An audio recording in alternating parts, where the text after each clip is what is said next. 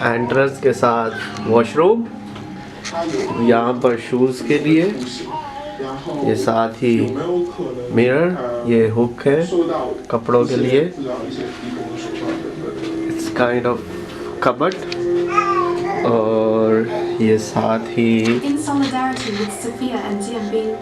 ये चाय कॉफ़ी का सामान, यहाँ पर आप अपना लैपटॉप रख सकते हैं, ये है टीवी, एक बड़ा बेड, वॉल, बड़ा बेड, साथ एक छोटा बेड, बिखरा हुआ सामान, and BBC early in the morning.